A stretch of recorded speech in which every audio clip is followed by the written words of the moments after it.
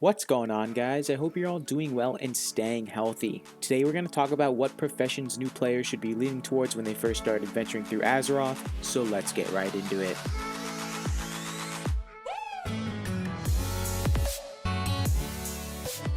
Let's start with the basics. If you're a new player adventuring through Azeroth for the first time, you might have opened your professions tab and seen this blank screen, or maybe you've seen some of the profession trainers around your capital city and you've wondered what they're for. Professions are like side jobs that you can work on when you want to take a break from exploring the world. You might be asking yourself why you should even care about doing a side job in a world where you want to slay dragons and kill gods. And to that, I can only answer with one word: money. In my opinion, professions are one of the easiest and most accessible ways to make gold, and having fat stacks makes anything else you do in the game so much easier. If you hit K to pull up the professions tab, you can see you're allowed to have 2 primary professions, and you can learn all 3 of the secondary professions. And you don't need to worry if you accidentally learn a profession you don't want and you want to change it. You can easily unlearn them by clicking this little button right here. There are 11 primary professions, and 3 of them are called the gathering ones, and the other 8 are the crafting professions that you craft items with gathered from the 3 gathering professions, and you can learn any of them by going to one of the trainers in a major city. This is also where you'll learn many of the recipes. Since you can learn all 3 secondary professions and don't have to pick and choose which ones you want, I'm going to only focus on the primary ones in this video. The 3 gathering professions are mining, skinning, and herbalism. They're all pretty straightforward. If you learn mining, you'll see ore nodes highlighted on your map. You can approach them and right-click to mine them, and you'll gather ore from them. If you decide to pick up mining, make sure you also buy a mining pick from a city vendor, or you won't be able to actually mine any of the nodes. Herbalism is pretty much the same thing. Herb nodes will be highlighted on your minimap, and you can walk up to them, right-click, and collect herbs from them. But there is no special tool for herbalism like the mining pick. Skins can be collected from dead mobs with the skinning profession. If you have a skinning knife in your inventory, you can right-click a dead mob and skin it to get some leather, meat, and bones. It doesn't even have to be a monster you kill. Plenty of people leave skinnable corpses on the ground, so you can follow behind them and skin anything they leave behind. The 8 crafting professions are alchemy, engineering, leatherworking, blacksmithing, inscription, tailoring, enchanting, and jewel crafting. Each of these crafting professions uses materials from the gathering ones to craft their own items.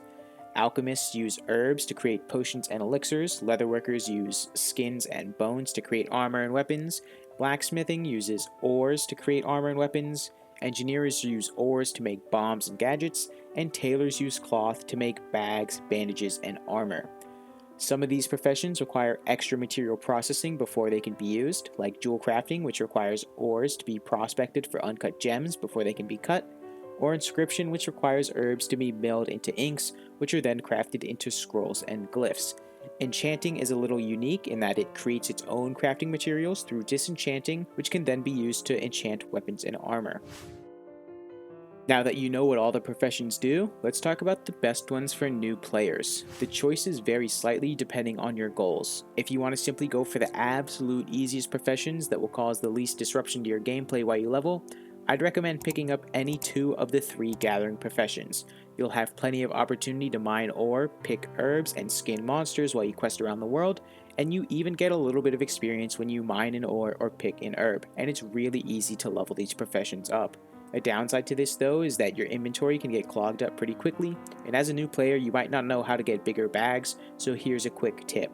Netherweave bags are absolutely dirt cheap on the auction house. There's 16 slots each, and you can pick up 4 of them for less than 50 gold on most realms. If you want to focus a little more on making gold, I'd highly recommend changing out one of those gathering professions for enchanting. We actually don't care about enchanting recipes, we want to focus on the ability to disenchant items into their base materials. While you're leveling, you'll have tons and tons and tons of gear thrown at you, and not all of it will be usable for your class. For any green quality items and above, you can disenchant them and you'll get a few enchanting materials. You want to save all these raw materials you gather and disenchant. Don't accidentally vendor them, but if you do misclick at a vendor, you can go to the buyback tab and purchase them back.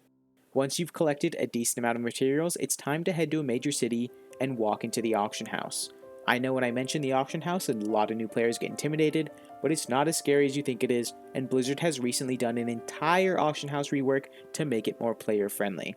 If you learn how to use the auction house early on, the rest of your time in WoW will be much easier. And you might even find out you like playing the auction house, and you can be one of the barons that makes ludicrous amounts of gold and sits on their 5 million gold mount / spitting on all the peasants around them. Click on the auctioneer, click on the sell tab, and drag your materials into this little window. It'll show you all the current sellers and their prices on the right, and on the left is the quantity which you want to sell, the price at which you want to sell at, and it will match the lowest price automatically, and the duration of the auction. I'd recommend leaving the price as it is and setting the duration to 24 or 48 hours depending on how often you play. Hit the create auction button and that's it. Either somebody will buy your items and gold will appear in your mailbox, or the auction house will expire and the items will appear in your mailbox. And that's it. Just keep listing your raw materials, collect gold, and save up for faster flying and bigger bags. When you hit max level and start progressing into endgame content, you should think about switching up your professions, but for new players, just stick to collecting raw materials and learning how to use the auction house. Thanks for watching, guys. If you enjoyed watching my video, hit that thumbs up button. If you want to see more, subscribe to my channel. If you have any questions, drop them below, and I'll see you all next time.